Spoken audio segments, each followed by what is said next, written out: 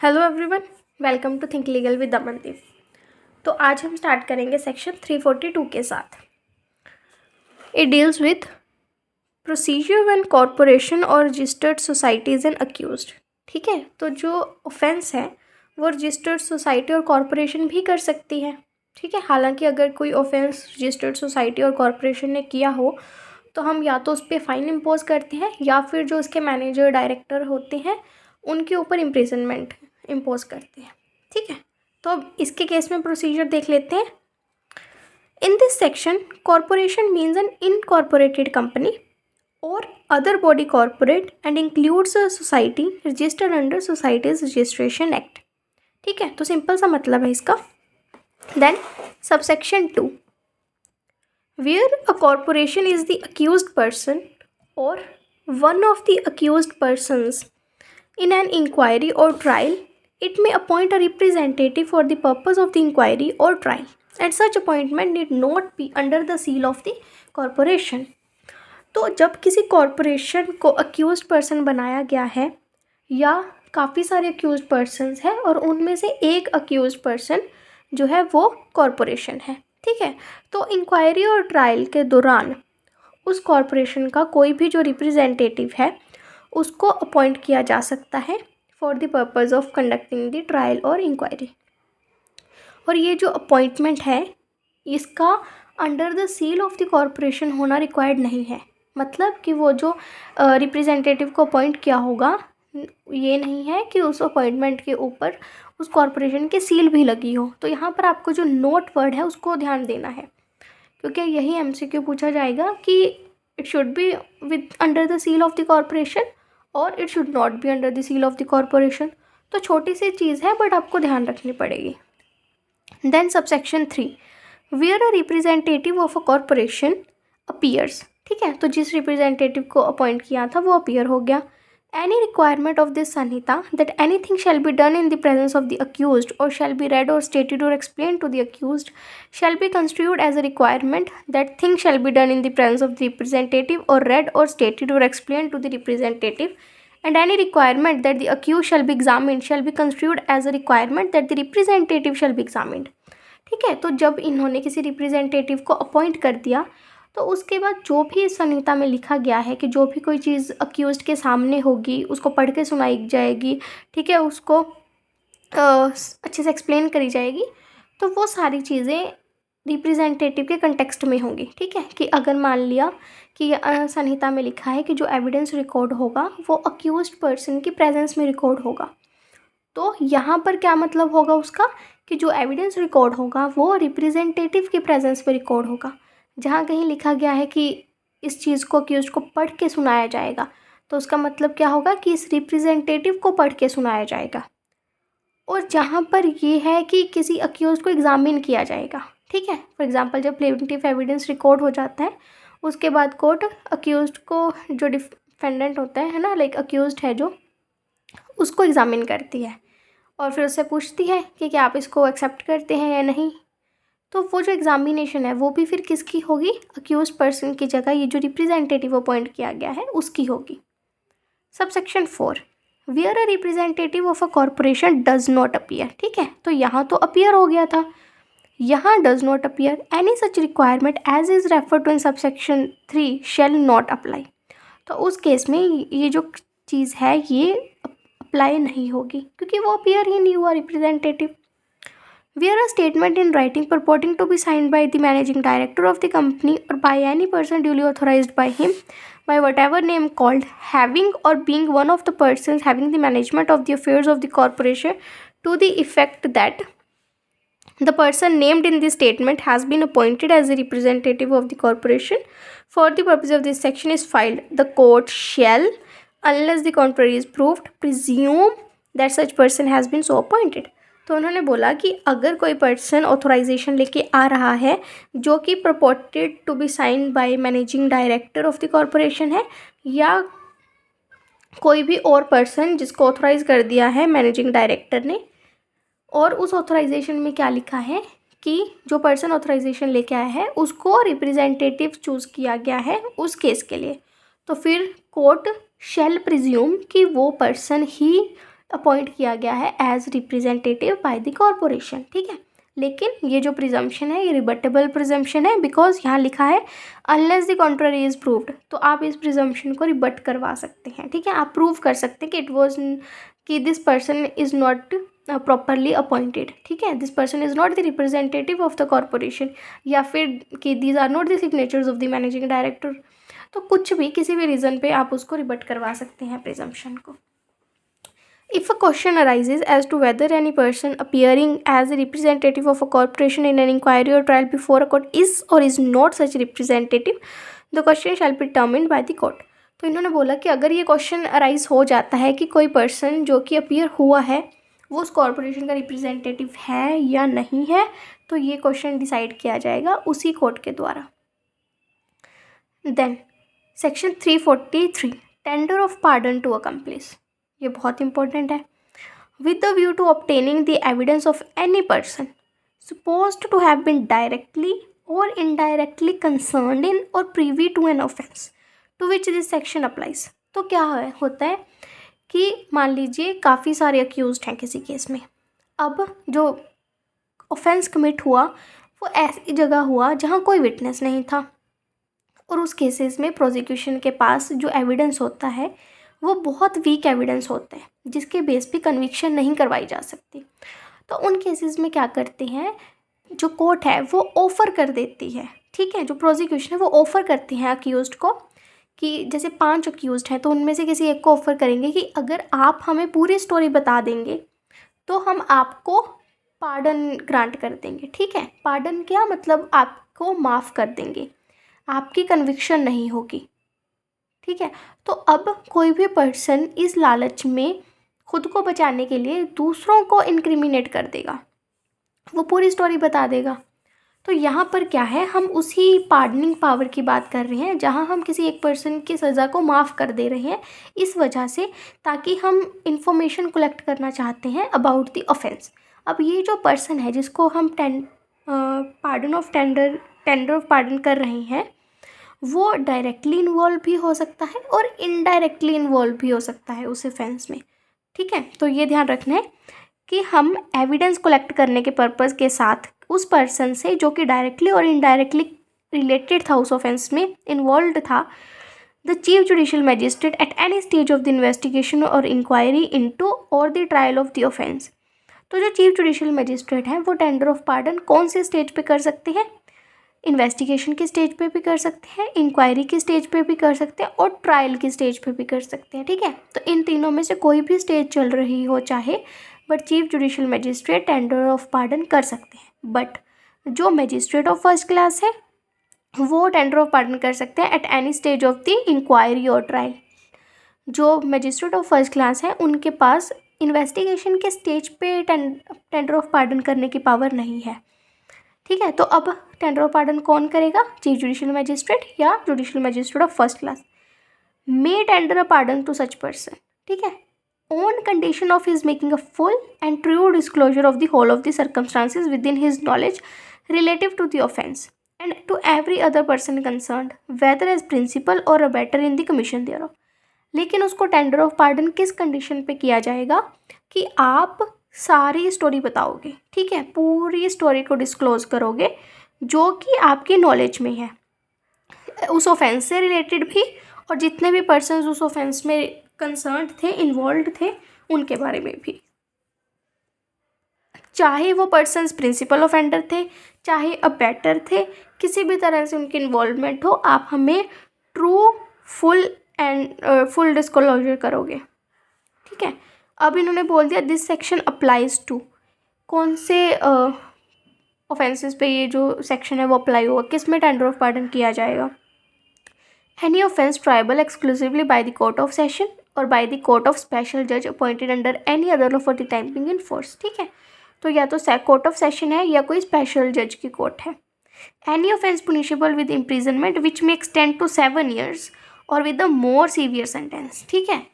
तो कौन सा ऑफेंस होना चाहिए, दैट जो कि पुनिशेबल है विद 7 years और मोर देन 7 years। तो जो लेस देन 7 years वाले ऑफेंसेस हैं उनमें टेंडर ऑफ पार्डन नहीं होगा। Every magistrate who tenders a pardon under subsection 1 shall record जो भी मैजिस्ट्रेट, चाहे चीफ जुडिशियल मैजिस्ट्रेट है या जुडिशियल मैजिस्ट्रेट फर्स्ट क्लास है, वो टेंडर ऑफ पार्डन करते वक्त क्या करेंगे, पहले तो रीजंस रिकॉर्ड करेंगे कि उन्होंने टेंडर ऑफ पार्डन क्यों किया. Then whether the tender was or was not accepted by the person to whom it was made. जिस पर्सन को टेंडर ऑफ पार्डन किया गया था, क्या उसने उस टेंडर ऑफ पार्डन को एक्सेप्ट किया या नहीं किया. And shall on application made by the accused furnish him with a copy of such record free of cost. और ये जो रिकॉर्ड है, जो उन्होंने रीजंस रिकॉर्ड करे हैं और कि उस पर्सन ने टेंडर ऑफ पार्डन एक्सेप्ट किया और नहीं किया, ये जो सारा रिकॉर्ड है ये अक्यूज पर्सन को फ्री ऑफ कॉस्ट दिया जाएगा जब वो एप्लीकेशन लगाएगा. ठीक है, अगर उसने एप्लीकेशन नहीं लगाई तो फिर नहीं देंगे, अगर एप्लीकेशन लगा दी तो फिर उसको रिकॉर्ड दे भी देंगे और उससे कोई चार्जेस भी नहीं लेंगे. Then every person accepting a tender of pardon made under subsection 1. ठीक है, अब जिस पर्सन को हमने टेंडर ऑफ पार्डन दिया है वो क्या करेगा. पहली चीज़, उस पर्सन को shall be examined as a witness in the court of the magistrate taking cognizance of the offence and in the subsequent trial if any. तो उस पर्सन को जिस मैजिस्ट्रेट के सामने जिस मैजिस्ट्रेट ने कॉग्निजेंस ली थी उस ऑफेंस की, उनके सामने एग्जामिन किया जाएगा. मतलब एज विटनेस जैसे हम एग्जामिन करते हैं वैसे उसको एग्जामिन किया जाएगा.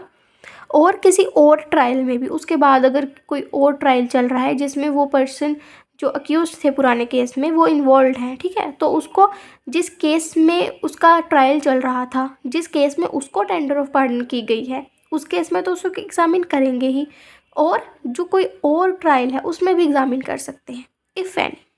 दूसरी चीज़, shall unless he is already on bail be detained in custody until the termination of the trial. तो अगर तो वो अक्यूज पर्सन बेल पे चल रहा था जब हमने उसको टेंडर ऑफ पार्डन दिया, फिर तो ठीक है, फिर तो वो बेल पे रहेगा. लेकिन अगर वो पर्सन कस्टडी में था, ठीक है, जब उसको टेंडर ऑफ पार्डन दिया गया, तो जब तक जिस केस में उसको टेंडर ऑफ पार्डन दिया गया है वो ख़त्म नहीं हो जाता, ठीक है, मतलब वो जो ट्रायल है ख़त्म नहीं होता, तब तक उस पर्सन को हम फिर डिटेन करके रखेंगे. तो ये ध्यान रखने के, अगर बेल पे था फिर बेल पर ही रहेगा, फिर उसको डिटेन नहीं करेंगे. लेकिन अगर वो डिटेन्ड था ऑलरेडी तो उसको डिटेंशन में ही रखेंगे. Where a person has accepted a tender of pardon made under subsection 1 and has been examined under subsection 4, the magistrate taking cognizance of the offence shall, without making any further inquiry in the case. तो इन्होंने बोला कि हमने किसी person को tender of pardon कर दिया subsection 1 में, उसको एग्जामिन भी कर लिया एज विटनेस सबसेक्शन 4 में, तो फिर उस केस में कोई भी फर्दर इंक्वायरी करे बिना जो मैजिस्ट्रेट है वो क्या करेंगे, पहली चीज़ कमिट इट फॉर ट्रायल. जो केस है उसका ट्रायल किसी को कमिट कर देंगे. किसको करेंगे, अब देखते हैं. In the court of session if the offence is triable exclusively by that court और if the magistrate taking cognizance is the chief judicial magistrate. तो इन्होंने बोला कि अगर ऑफेंस ऐसा है जो कि exclusively triable by court of session है, तब फिर केस को कमिट कर दिया जाएगा to the court of session. और अगर जो ट्रायल है वो चीफ जुडिशियल मैजिस्ट्रेट खुद चला रहे थे तो फिर उस केस को भी कमिट कर दिया जाएगा to the court of session. Then to a court of special जज appointed under any other law for the time being in force if the offence is triable exclusively by that court. अगर कोई offence ऐसा है जो कि किसी special court के द्वारा कॉग्निजेबल है, ठीक है, स्पेशल कोर्ट के द्वारा ट्राइबल है, तो फिर उस स्पेशल कोर्ट को केस ट्रांसफ़र कर दिया जाएगा.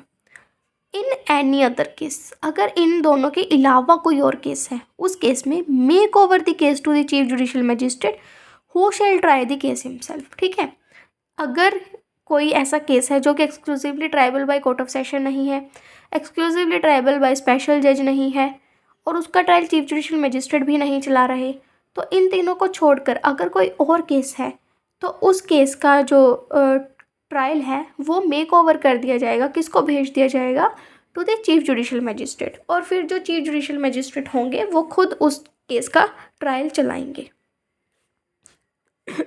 Then section 344 power to direct tender of pardon at any time after the commitment of the case but before judgment is pass. ठीक है, किसी भी टाइम जब केस कमिट हो गया था बट अभी जजमेंट प्रोनाउंस नहीं हुई, the court to which the commitment is made में, तो जिस कोर्ट को कमिट किया गया था केस वो क्या कर सकती है, with the view to obtaining at the trial the evidence of any person supposed to have been directly or indirectly concerned in or privy to any such offense tender a pardon on the same condition to such person। ठीक है, तो इन्होंने बोला commit होने के बाद, judgement pronounce होने से पहले कोर्ट किसी और पर्सन को भी टेंडर ऑफ पार्डन कर सकती है जिसका कि एविडेंस हमारे लिए रिक्वायर्ड है। ठीक है, वो पर्सन भी चाहे डायरेक्टली इन्वॉल्व था चाहे इनडायरेक्टली इन्वॉल्व था उस केस में, बट हम उसको टेंडर ऑफ पार्डन कर सकते हैं। आपको ये चीज़ ध्यान रखनी कि यहाँ पर हम जिस पर्सन को टेंडर ऑफ पार्डन कर रहे हैं ये वो पर्सन नहीं है जिसको हम 343 में टेंडर ऑफ पार्डन कर चुके हैं। 343 में हमने किसी एक पर्सन को टेंडर ऑफ पार्डन किया, फिर केस को कमिट कर दिया, ठीक है, either to court of session or to the special जज और टू CGM। बट जब कमिट कर दिया उसके बाद हम दोबारा उसी केस में किसी और पर्सन को टेंडर ऑफ पार्डन कर रहे हैं, तो जो हम सेम केस में दूसरे पर्सन को after committal tender of pardon करेंगे वो सेक्शन 344 में कवर्ड है। Then section 345 trial of person not complying with the conditions of pardon. अब देखिए हमने पार्डन देते वक्त कंडीशंस लगाई थी, अगर कोई पर्सन उन कंडीशंस को कंप्लाई फॉलो नहीं करेगा तो फिर उसके भी तो कंसिक्वेंसेस होंगे, तो हम उन कंसिक्वेंसेस को देखते हैं। Subsection 1 where in regard to a person who has accepted a tender of pardon made under subsection 3 और 344। ठीक है, तो किसी भी पर्सन को टेंडर ऑफ पार्डन किया गया, उसने एक्सेप्ट किया चाहे 343 में चाहे 344 में। The public prosecutor certifies that in his opinion such person has either by willfully concealing anything essential or by giving false evidence not complied with the conditions on which the tender was made। ठीक है, तो हमने condition क्या लगाई थी कि आप true and full disclosure करोगे। तो अगर पब्लिक प्रोसिक्यूटर सर्टिफाई कर देते हैं कि मेरे ओपिनियन में इस पर्सन ने या तो विलफुली किसी इंपॉर्टेंट बात को कंसील कर लिया, छुपा लिया, या फिर उसने फॉल्स एविडेंस दिया है जिसके साथ के उसने कंडीशंस को कंप्लाई नहीं किया, तो such person may be tried for the offence in respect of which the pardon was so tendered or for any other offense of which he appears to have been guilty in connection with the same matter and also for the offense of giving false evidence। तो हमने जिस person को tender of pardon दिया था, public prosecutor के इस certificate के बाद हम उस पर्सन को फिर से ट्राई कर सकते हैं उस ऑफेंस के लिए जिस केस में उसको टेंडर ऑफ पार्डन किया गया था, या फिर उस ऑफेंस के रिलेटेड कोई ऑफेंस था उसके ट्रायल में भी उसको जो उसका ट्रायल है वो चला सकते हैं, या फिर क्योंकि अगर उसने फॉल्स एविडेंस दिया है तो फिर हम उसको फॉर गिविंग फॉल्स एविडेंस भी प्रोसिक्यूट कर सकते हैं। तो यहाँ पर 3 चीज़ें हैं। Provided that such person shall not be tried jointly with any other को अक्यूज्ड। तो अब जिन अक्यूज्ड के अगेंस्ट उसने डिस्क्लोजर किया था, है ना, उसने एक्सेप्ट कर लिया था टेंडर ऑफ पार्डन, और जो उसके को अक्यूज थे उनके अगेंस्ट उसने एविडेंस दे दिया था, सारी स्टोरी बता दी थी, सब कुछ बता दिया। तो अब जब इस पर्सन के झूठ बोलने पर या कुछ इंपॉर्टेंट बात छुपाने के बाद हम इसको फिर से ट्राई कर रहे हैं, इसका टेंडर ऑफ पार्डन कैंसिल करने के बाद, तो फिर इसका जो ट्रायल है ना वो सेम अक्यूज्ड के साथ नहीं चलेगा। जो बाकी के अक्यूज्ड थे उनका ट्रायल अलग से चलेगा, इसका ट्रायल अलग से चलेगा। Provided further that such person shall not be tried for the offence of giving false evidence except with the sanction of High Court, and nothing contained in section 215 or 379 shall apply to that offence। तो इन्होंने बोला कि जब हम किसी person को tender of pardon करने के बाद उसका ट्रायल फिर से चलाएंगे, ठीक है, किस पर्पज़ के लिए, फॉर गिविंग फॉल्स एविडेंस, कि आपने झूठा एविडेंस दिया, तो ये जो ट्रायल है ये सीधा नहीं आप चला सकते, इसके लिए आपको पहले हाई कोर्ट की सैंक्शन लेनी पड़ेगी, परमिशन लेनी पड़ेगी। अगर हाई कोर्ट सैंक्शन दे देती है तब ही आप उस पर्सन के अगेंस्ट ट्रायल चलाओगे for giving false evidence. Any statement made by such person accepting the tender of pardon and recorded by a magistrate under section 183 or by the court under subsection 4 of section 343 may be given in evidence against him at such trial. तो ये जो trial चल रहा है उसका for giving false evidence, उसके अंदर हम उसकी कौन से स्टेटमेंट्स को यूज़ कर सकते हैं। एक स्टेटमेंट तो उसने जो टेंडर ऑफ पार्डन को एक्सेप्ट किया वो स्टेटमेंट, दूसरा जो कोर्ट ने सेक्शन 343 के सबसेक्शन 4 में रिकॉर्ड करी, ठीक ठीक है, तो इन स्टेटमेंट्स को हम यूज़ करके जो उसने फॉल्स एविडेंस दिया है उसको प्रूव कर सकते हैं। At such trial, the accused shall be entitled to plead that he has complied with the condition upon which such tender was made, in which case it shall be for the prosecution to prove that the condition has not been complied with. तो ये जो उसके ऊपर trial चल रहा है कि आपने झूठा एविडेंस दिया है, you have given false evidence on oath, तो उस केस में जो अक्यूज पर्सन है वो ये प्लीड कर सकता है कि उसने सारी कंडीशंस को कंप्लाई विद किया है। और अगर वो ये चीज़ कह देता है, प्लीड कर लेता है, तो उसके बाद जो बर्डन ऑफ प्रूफ है वो शिफ्ट हो जाता है ऑन द प्रोसिक्यूशन। अब जो प्रोसिक्यूशन है उसको प्रूव करना है कि उस पर्सन ने कंप्लाई विद नहीं किया कंडीशंस के साथ। यहाँ पर जो अक्यूज पर्सन है उसको प्रूव नहीं करना कि मैंने सारी कंडीशंस को कंप्लाई विद किया है, उसके लिए सिर्फ प्लीड करना सफिशिएंट है। प्रूव करना कि कंप्लाई विद नहीं किया कंडीशंस के साथ, ये प्रोसिक्यूशन का बर्डन है। देन एट सच ट्रायल, अब ये जो ट्रायल चल रहा है उसका for giving false evidence, the court shall, if it is a court of session, before the charge is read out and explain to the accused, अगर जो कोर्ट ये प्रोसिक्यूशन कर रही है फॉर गिविंग फॉल्स आउट वो court of session है, तो फिर चार्ज पढ़कर और एक्सप्लेन करने से पहले अक्यूज्ड को, और अगर जो कोर्ट है वो कोर्ट ऑफ मैजिस्ट्रेट है तो जब प्रोसिक्यूशन एविडेंस रिकॉर्ड नहीं हो जाता उससे पहले, ask the accused weather he pleads that he has complied with the condition on which the tender of pardon was made.